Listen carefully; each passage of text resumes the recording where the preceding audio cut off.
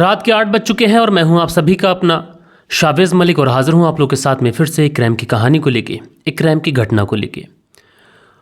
और दोस्तों, आज की जो कहानी मैं आप लोग को सुनाऊंगा, इस कहानी को सुनाने से पहले मैं आप लोग को एक अगर ज़रूरी चीज़ बताऊं तो वो ये है कि सैकड़ों और हज़ारों क्राइम एपिसोड सुनाने के बाद में मैं इस नतीजे पर पहुंचा हूं, मैं अपने एक्सपीरियंस से आप लोग को बता रहा हूं। बस 2 ही चीज़ें मुझे क्राइम स्टोरी सुनाने के दौरान समझ आई जो मैंने सीखी, वो ये हैं कि परफेक्ट क्राइम जिसको कहा जाता है उसके नाम की कोई चीज़ नहीं होती है। यानी परफेक्ट क्राइम जो होता है उस नाम की जो चीज़ है ये दुनिया में एग्जिस्ट नहीं करती। दूसरी जो है वो सबूत चाहे दुनिया के किसी भी हिस्से में हो, वो ज़मीन की तह में पहुंचा दिए जाएं या फिर पाताल में हो या फिर समंदरों के बीच में हो, पुलिस समंदरों का सीना चीर कर और पाताल को चीर कर वो जो सबूत होते हैं वो बाहर निकाल लेती है। कहने का मतलब यही है कि जो अपराधी होता है ये पुलिस से आंख मिचौली तो कर सकता है लेकिन पुलिस के हत्थे से कभी बच नहीं सकता। और ये जो कहानी मैं आप लोग को सुनाऊंगा, ये कहानी भी इस बात का जीता जागता उदाहरण है। एक व्यक्ति जो कि पिछले 18 महीनों से पुलिस के साथ में आंख मिचौली कर रहा था। तकरीबन 11 अलग अलग मर्डर हो चुके थे और इन 11 अलग अलग मर्डर में पुलिस को कहीं पर भी कोई कामयाबी नहीं मिली थी। पुलिस लाचार थी, बेबस थी, लेकिन पुलिस अपनी बारी का इंतज़ार कर रही थी। पुलिस ऐसा नहीं था कि सो गई थी, लेकिन पुलिस सबूतों के अभाव की वजह से अभी इस व्यक्ति को गिरफ्तार नहीं कर पाई थी। लेकिन दोस्तों, उसके बाद में यूँ होता है कि ये व्यक्ति एक छोटी सी भी गलती अगर करता है तो उसके बाद में पुलिस इस व्यक्ति के गिरेबान तक पहुंचती है, इस व्यक्ति को गिरफ्तार करती है। गिरफ्तार करने के बाद में पुलिस थाने लेके आती है, लेकिन पुलिस वाले इस 33 साल के व्यक्ति को बिठाल कर बस महज पूछताछ कर रहे थे कि तुमने आखिर ये कत्ल क्यों किया। लेकिन उसके बाद में ये जो 33 साल का व्यक्ति था आगे से ये कहानी सुनाएगा, इसका पुलिस को बिल्कुल भी अंदाज़ा नहीं था। ये 33 साल का व्यक्ति इतनी विकृत मानसिकता का हो सकता है, इतना खतरनाक हो सकता है, ये पुलिस को बिल्कुल भी अंदाज़ा नहीं था। तो पूरी कहानी सिलसिलेवार तरीके से मैं आप लोग को सुनाऊंगा। और ये कहानी ऐसी है कि इस ठंडे मौसम में आप लोग के जिस्म में एक आग भर सकती है।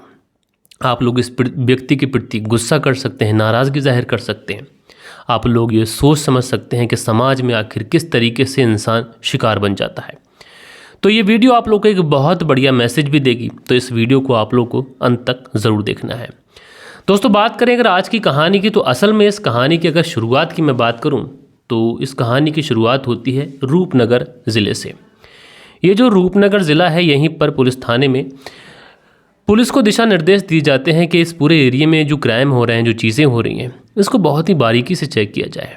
और जो पुलिस अधीक्षक होते हैं वहाँ पर जो रूपनगर के, जिनका नाम गुलनीत सिंह होता है, वो मीडिया को बताते हैं इस तरीके के दिशा निर्देश जब पुलिस को दिए गए तो पुलिस की कई टीमों का गठन किया गया।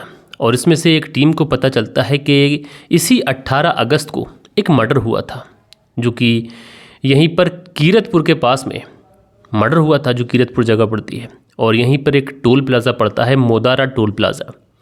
यहीं पर एक व्यक्ति चाय की रेहड़ी लगाया करता था। इस व्यक्ति जिसकी उम्र तकरीबन 37 वर्ष के आसपास थी, इस व्यक्ति की हत्या की गई थी और हत्या करने के बाद में इसके शव को वहीं पर छोड़ दिया गया था। बाद में ये पता चला कि इस व्यक्ति के पास से लूटपाट भी हुई है और भी कुछ चीज़ें थीं जो पुलिस को संदिग्ध लग रही थीं। लिहाजा पुलिस जो होती है अब इस केस के बारे में छानबीन जुटाती है। आखिर पुलिस पता करने की कोशिश करती है कि अगर क्राइम हुआ था तो कोई आखिर इतना परफेक्ट क्राइम कर कैसे निकल गया और पुलिस की गिरफ्त से वो बाहर कैसे है। लिहाजा पुलिस जो थी अब इस पूरे मामले में छानबीन शुरू करती है। जो मर्डर 8 अगस्त में हुआ था, इस मामले में छानबीन करती है। और ये मामला अभी यूं ही 2 दिसंबर का है, 25 दिसंबर वाले दिन की बात मैं कर रहा हूँ। 25 दिसंबर को ये मामला खुला है। अब पुलिस जब इस पूरे मामले की छानबीन करती है, पुलिस अपनी जांच पड़ताल बिठाती है कि ये व्यक्ति जो था 37 वर्षीय, जो चाय की रेहड़ी लगाता था, इसके परिवार वालों से पूछताछ करती है कि ये जो व्यक्ति था इसकी किसी से कोई दुश्मनी थी, हाल फिलहाल में किसी से कोई झगड़ा हुआ था या फिर कोई रंजिश थी। तो घर परिवार वाले कहते हैं कि साहब, ये जो व्यक्ति था जो चाय की रेहड़ी लगाया करता था, इसका ना तो किसी से कोई झगड़ा था, ना किसी से कोई रंजिश थी, सीधा साधा व्यक्ति था। भला गरीब व्यक्ति किससे क्या झगड़ा करेगा, किससे क्या दुश्मनी करेगा, ऐसा तो कुछ था नहीं। न जाने किसने मर्डर कर दिया, न जाने किसका उसने क्या बिगाड़ दिया था। साहब, कुछ समझ में नहीं आ रहा है। अच्छा, ये जो मामला था ये पुलिस के लिए भी काफ़ी ज़्यादा उलझा हुआ था। पुलिस के लिए उलझा हुआ यूँ था कि एक व्यक्ति जो महज एक चाय की रेहड़ी लगाता है, उसकी भला किसी से क्या रंजिश रहेगी, क्या दुश्मनी रहेगी। घर परिवार वाले भी यही बता रहे हैं, बाकी मोहल्ले पड़ोस के गांव के लोगों से पूछा गया तो वो भी यही बता रहे हैं। अब पुलिस इस मामले में जितनी भी पूछताछ कर रही थी, पुलिस के हाथ लगातार खाली थे। अब चूंकि कत्ल हुआ था तो कातिल इस तरीके से अगर बच के निकल जाएगा और किसी ने अगर बिना मोटिव के कत्ल किया है तो ये तो बड़ा ज़्यादा खतरनाक है, क्योंकि कई मामले ऐसे होते हैं जिसमें सीरियल किलर का भी पता चलता है। जैसे मैंने आप लोग को एक कहानी बरेली की सुनाई थी, उसमें एक व्यक्ति जिसकी माँ जो थी वो उसके साथ में हिंसा करा करती थी, सौतेली माँ थी। जब माँ हिंसा करा करती थी तो उसे औरतों के प्रति नफरत हो जाती है, महिलाओं के प्रति, और उसके बाद में एक नहीं बल्कि वो 20 कत्ल कर देता है उन महिलाओं का जो महिलाएं खेत पर अकेले जानवरों के लिए, जो पालतू जानवर होते हैं उनके लिए घास या फिर चारा लेने जाती थी। तो इस तरीके से वो हत्याएं करता था। तो शुरुआत को पुलिस को ये भी लगता है कहीं ऐसा तो नहीं कि किसी ने बिना मोटिव के कत्ल कर दिया हो, क्योंकि मोटिव होता है तो दुश्मनी रंजिश की बात आती है। लेकिन यहाँ पर अगर मोटिव नहीं मिला तो ज़रूर ये जो मामला है ये किसी बड़े क्रिमिनल तक पहुँचेगा। इसलिए जो पुलिस थी अब इस पूरे मामले में छानबीन कर रही थी। छानबीन करते करते जहाँ पर रेडी लगाया करता था वहाँ पर भी पूछताछ करती है। वहाँ पर जब अन्य लोगों से अलग अलग तरीके से पूछताछ करती है, पुलिस को ये पता चलता है कि एक व्यक्ति जो इस चाय की रेडी पर अक्सर आया करता था। अब इस व्यक्ति के बारे में पता करा जाता है, क्योंकि टोल प्लाजा पर अक्सर CCTV कैमरास वगैरह भी होते हैं। लिहाजा जब तमाम छानबीन की जाती है तो इसमें एक नाम सामने आता है, और ये जो नाम होता है ये राम स्वरूप उर्फ सोडी का होता है। अब राम स्वरूप उर्फ सोडी का जब नाम होता है तो पुलिस जो थी अब इसके बारे में छानबीन करती है, तमाम तरीके की मेहनत, तमाम तरीके की मशक्क़त करती है, और आखिरकार ये जो व्यक्ति था इसी रूपनगर से गिरफ्तार कर लिया जाता है। अब राम स्वरूप उर्फ सोडी ये पुलिस की गिरफ्त में आ चुका था। लिहाजा पुलिस जो थी इसे पुलिस थाने लेके आती है। पुलिस थाने लाने के बाद में इसे फ्रंट सीट पर बैठाया जाता है, और बैठाने के बाद में दोस्तों पुलिस इससे पूछताछ करती है। और पुलिस इससे पूछताछ ये करती है कि भैया सबसे पहले ये बताओ कि तुमने ये जो व्यक्ति 37 साल का जो रेडी लगाता था, इससे तुम्हारी क्या दुश्मनी थी, कौन सी रंजिश में आखिरकार तुमने इसका कत्ल कर दिया। क्योंकि जब पुलिस इस राम स्वरूप उर्फ सोडी के बारे में पता लगाती है तो पता चलता है कि ये पंजाब के होशियारपुर ज़िले के एक गांव पड़ता है, चौरा गांव, वहां का रहने वाला है। अब चौरा गांव का व्यक्ति यहां पर मर्डर कर रहा है तो पुलिस ज़रूरी सी बात है कि इस पूरे मामले में अलग अलग तरीके से छानबीन करेगी। लिहाजा जब इससे पुलिस अलग अलग तरीके से छानबीन करती है तो ये पुलिस को शुरुआत में तो गुमराह करने की कोशिश करता है। पुलिस को तरह तरीके की बातें तरह तरीके से घुमाने की भरपूर कोशिश करता है। अब चूंकि पुलिस को पुख्ता सबूत मिला था कि इस 37 वर्षीय चाय की रेडी लगाने वाले का कत्ल अगर किसी ने किया है तो वो यही व्यक्ति है, राम स्वरूप उर्फ सोडी। इसकी उम्र 37 साल के आसपास है, 33 साल के आसपास है, 33। अब जब राम स्वरूप के बारे में पता चलता है तो उसके बाद में पुलिस जो थी राम स्वरूप से सख्ती से पूछताछ कर ही रही थी। लेकिन जब ये पुलिस के सामने टूटता नहीं है तो पुलिस इस पे अलग अलग तरीके से पैंतरे चलती है, और उसके बाद में आखिरकार पुलिस अपने मकसद में कामयाब हो जाती है। कहते हैं ना कि कातिल पुलिस की गिरफ्त से या फिर पुलिस की साथ में आंख मिचौली तो कर सकता है, लेकिन पुलिस को एक तरीके से बिल्कुल नज़रअंदाज नहीं कर सकता। पुलिस की गिरफ्त से बिल्कुल बच के नहीं जा सकता। एक ना एक दिन वो पुलिस की गिरफ्त में आता है, और यही सब कुछ राम स्वरूप उर्फ सोडी के साथ में हुआ। अच्छा, राम स्वरूप सोडी को भी ये नहीं पता था कि पुलिस उसे क्यों गिरफ्तार करके लेके आई है, जबकि इस कत्ल को उसने इस तरीके से किया था कि जिसमें ना उसने कोई सबूत छोड़ा था और ना कोई क्लू। लिहाजा अब ये पुलिस के सामने टूट जाता है, और टूटने के बाद में जो कहानी सुनाता है इसका अंदाज़ा ना पुलिस वालों को था, ना वहाँ पर जो मीडियाकर्मी जिन्हें पुलिस ने बताया तो ना उन्हें था। बाकी जो आस पड़ोस के जो 37 वर्षीय व्यक्ति का कत्ल हुआ था चाय की रेड़ी लगाने वाले का, ना उसके परिवार वालों को ये अंदाज़ा था। और जब ये खबर सोशल मीडिया, प्रिंट मीडिया के माध्यम से समाज में फैली, देश दुनिया के अंदर फैली, तो हर कोई अपने कानों पर हाथ रख रहा था। किसी को यकीन भी नहीं हो रहा था कि आखिरकार ये 33 साल का व्यक्ति इतना ज़्यादा विकृत हो सकता है। दरअसल ये जो व्यक्ति है ये बताता है कि पंजाब के होशियारपुर ज़िले के अंतर्गत एक गांव आता है चौरा गांव। उस चौरा गांव का ही ये व्यक्ति राम स्वरूप उर्फ सोडी रहने वाला है। राम स्वरूप उर्फ सोडी अपने जब से ये बचपन था तब से ही अलग मिजाज का लड़का था। ना ज़्यादा लोगों से बातचीत किया करता था, ना लोगों के साथ में इसका उठना बैठना था। कक्षा 10 में ये फेल हो जाता है। कक्षा 10 में ये फेल हो जाता है, उसके बाद में पढ़ाई वहीं पर छोड़ देता है। उसके बाद में मेहनत मजदूरी करता है, और दोस्तों उसके बाद में इसकी शादी हो जाती है। जब इसकी शादी होती है तो शादी होने के बाद में इसके 2 बच्चे भी हो जाते हैं। जब 2 बच्चे हो जाते हैं तो उसके बाद में घर परिवार का खर्चा भी बढ़ता है। अब खर्चा बढ़ता है तो क्या करें। तो साल 2005 में ये दुबई चला जाता है। दुबई जाने के बाद में वहाँ पर मेहनत मजदूरी करता है, 1 साल वहाँ पर रहता है। साल 2005 में गया था, साल 2006 में वापस लौट आता है। अब चूँकि घर पे पत्नी और 2 बच्चे भी थे, लिहाजा जो पत्नी थी वो तो ऐसी बात नहीं थी कि नाराज़ थी या फिर कुछ उससे अनबन रहा करती थी। लेकिन जब ये दुबई से आकर यहीं पर रहने लगा था, यहीं पर मजदूरी करने लगा था, तो इसकी पत्नी को कुछ चीज़ें पता चलती हैं, जिसकी वजह से पत्नी अपने पति रामस्वरूप उर्फ सोडू से सवाल भी करती थी कि तुम इस तरीके से क्यों करते हो, क्या ये सारी बातें सच हैं। तो रामस्वरूप सोडी अपनी पत्नी से ये कहकर इनकार कर दिया करता था कि जिस तरीके की बातें, जिस तरीके की अफवाहें तुम सुन रही हो, इनका असल ज़िंदगी से कोई सरोकार नहीं है। लोग बस बातें करते हैं, उन्हें बातें करना आता है ताकि हमारा परिवार बिगड़ सके। दरअसल जो रामस्वरूप की पत्नी थी उसको ये पता चला था कि रामस्वरूप लड़कों के साथ में रिश्ते बनाता है, यानी उनके साथ में शारीरिक संबंध बनाता है। वो समलैंगिक व्यक्ति है, गे है। जब ये बातें उसकी पत्नी को पता चलती हैं और लोग उसे ताने मारने लगते हैं, तो इसकी वजह से जो रामस्वरूप की पत्नी होती है आखिरकार रामस्वरूप को छोड़ देती है। साल 2022 की ये बात है कि रामस्वरूप की पत्नी ने रामस्वरूप को छोड़ दिया था। अब चूंकि रामस्वरूप अकेला हो चुका था तो उसके बाद में वो अब आज़ाद हो चुका था, जो चाहे अपनी मन मर्जी करे। इस लिहाज से रामस्वरूप जो था वो एक बार एक व्यक्ति से मुलाकात करता है और इस व्यक्ति का जो नाम यहाँ पर बताया गया है, तो उस व्यक्ति का नाम बताया गया है हरप्रीत उर्फ सन्नी। हरप्रीत उर्फ सन्नी से इसकी मुलाकात होती है। तो ये हरप्रीत उर्फ सन्नी से कहता है कि उसे समलैंगिक रिश्ते बनाने का शौक़ है, वो गे है। तो हरप्रीत उर्फ सन्नी जो था वो तैयार हो जाता है, कहता है कि अगर तुम मुझे अपने साथ में संबंध बनाने दोगे तो मैं बदले में तुम्हें पैसे दूंगा। अच्छा, जो रामस्वरूप था वो तैयार हो जाता है कि चलो ठीक है, तुम मेरे साथ संबंध बना लेना, बदले में मुझे पैसे भी दे दोगे तो सब कुछ ठीक हो जाएगा, मेरी भी ख्वाहिश मिट जाएगी और साथ में पैसे भी मिल जाएंगे। तो उसके बाद में जो रामस्वरूप उर्फ सोडी था उस हरप्रीत उर्फ सन्नी के साथ में शारीरिक संबंध बनाता है, यानी शारीरिक संबंध जो हरप्रीत उर्फ सन्नी रामस्वरूप के साथ में बनाता है, क्योंकि रामस्वरूप गे था। अब जब संबंध बना लेता है, संबंध बनाने के बाद में अपनी ख्वाहिश मिटा लेता है, तो जो रामस्वरूप उर्फ सोडी था वो हरप्रीत से कहता है कि मुझे मेरे पैसे दे दो। तो हरप्रीत जो था वो पैसे देने से इनकार कर देता है। जब हरप्रीत पैसे देने से इनकार करता है तो इस बीच में इन दोनों के बीच में काफ़ी ज़्यादा झगड़ा हो जाता है पैसे के लेन देन को लेके। जब झगड़ा होता है तो बात यहाँ तक पहुँच जाती है कि जो रामस्वरूप था वो इस हरप्रीत के साथ में मारपिटाई पे उतर आता है कि मैंने अपने साथ में ये सब कुछ कराया, मैंने अपने साथ में शारीरिक संबंध बनवाया, अब तुम मुझे मेरी मेहनत के पैसे नहीं दे रहे हो। तो जो हरप्रीत और सन्नी था वो इनकार कर चुका था कि मेरे पास पैसे नहीं हैं और ना मैं तुम्हें पैसे देने वाला हूँ, तुमने खुद अपनी मर्जी से सब कुछ कराया। तो इस बात से रामस्वरूप सोडी इतना ज़्यादा आग बबूला हो जाता है कि ये उसका कत्ल कर देता है और कत्ल करने के बाद में उसकी पीठ पर धोखेबाज लिख देता है। इस तरीके से उसकी हत्या करी थी, लेकिन उसके बाद में इसने कोई सबूत वहाँ पर छोड़ा नहीं था, जिसकी वजह से पुलिस उसको पकड़ नहीं पाई।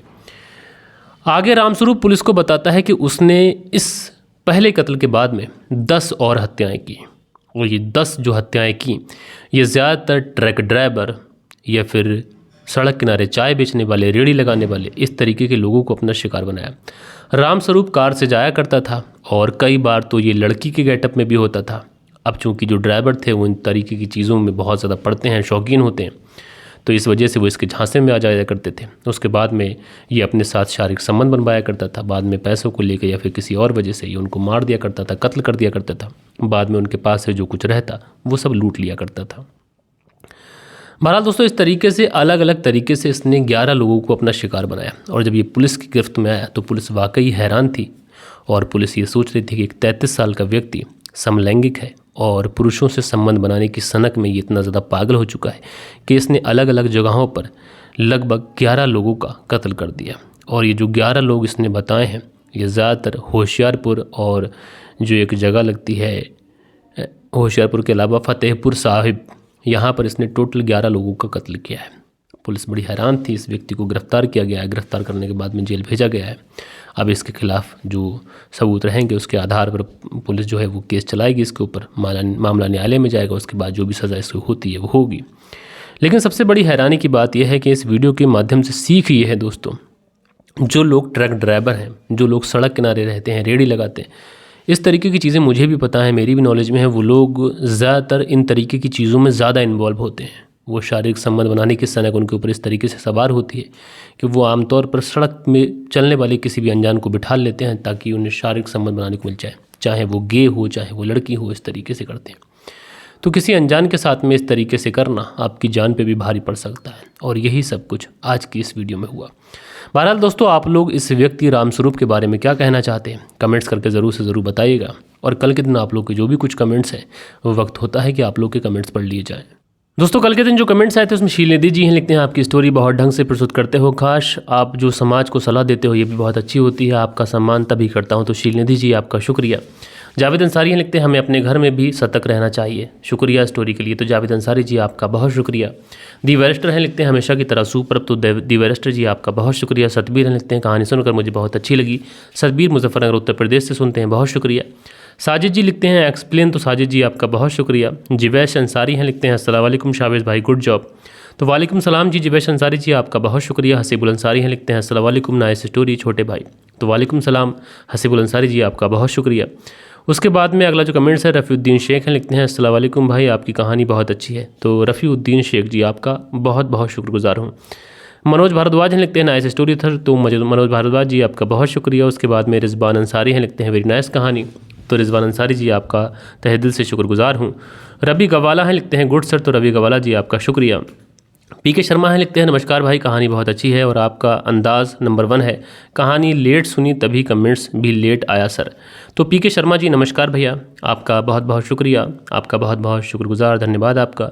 सुनील त्यागी हैं, लिखते हैं अपना ध्यान रखना, ठंड बहुत बढ़ गई है। रेनू सुनील त्यागी शाहना बुलंदशहर से। तो आप दोनों पति पत्नी को भी अपना ध्यान रखना है, ठंड ज़्यादा बढ़ गई है। प्यारे लाल दुबे हैं, लिखते हैं औरत यदि बिगड़ जाती है तो उससे बड़ा दुश्मन कोई नहीं होता, आपकी कहानी बताने का अंदाज़ बहुत अच्छा लगा मलिक भाई, धन्यवाद। तो प्यारे लाल दुबे जी आपका बहुत बहुत शुक्रगुजार हूँ।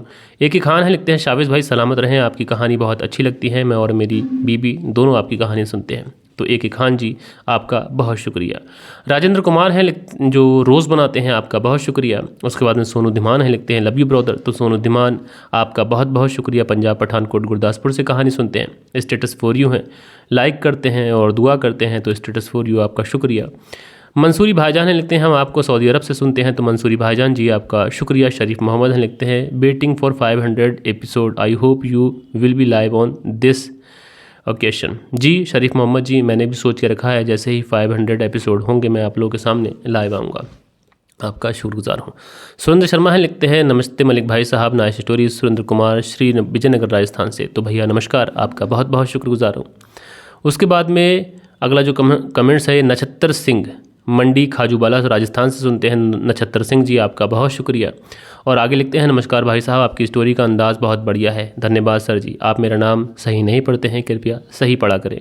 तो नक्षत्र सिंह जी, शायद मैंने आज आपका नाम सही पढ़ा है, तो आपका शुक्रिया। विनोद कुमार हैं, लिखते हैं वेरी नाइस, सऊदी अरब से सुनते हैं। तो विनोद कुमार जी आपका शुक्रिया। त्रिया चित्रम पुरुषम भाग्यम देवो जनति कित्तो मनुष्य, बहुत अच्छी बात कही आपने, संस्कृत का एक श्लोक लिखा है और ये बस यही बताता है कि इंसान का चरित्र जो है वो बताता है कि वो किस तरीके का पुरुष है, और यही सारी चीज़ें इन्होंने लिखी हैं। बाकी संस्कृत को मैं सही से मायने से नहीं पढ़ सकता, हालांकि स्कूल के समय में मैं संस्कृत पढ़ता था तो उस समय मतलब भी आता था, तो जैसे जैसे स्कूलिंग पीछे हटी ये सारी चीज़ें। उसके बाद में हारून अंसारी हैं, लिखते हैं अस्सलाम वालेकुम मलिक भाई, आपकी कहानी दुबई से सुनता हूँ, मैं कुशीनगर का रहने वाला हूँ। तो हारून अंसारी जी आपका शुक्रिया। उसके बाद में मोहम्मद आमिन हैं, लिखते हैं मैं नेपाल से कतर से देखता हूँ आपकी कहानी, नेपाल का रहने वाला हूँ। तो मोहम्मद आमिन जी शुक्रिया। अनिल कुमार हैं, लिखते हैं गुड स्टोरी, अमेरिका से सुनते हैं। सोनू धीमान हैं, लिखते हैं ब्रदर आपको पता है मैं पठानकोट गुरदासपुर पंजाब से हूँ, वेरी नाइस। तो सोनू धीमान जी आपका शुक्रिया, आप दिल में रहते हैं।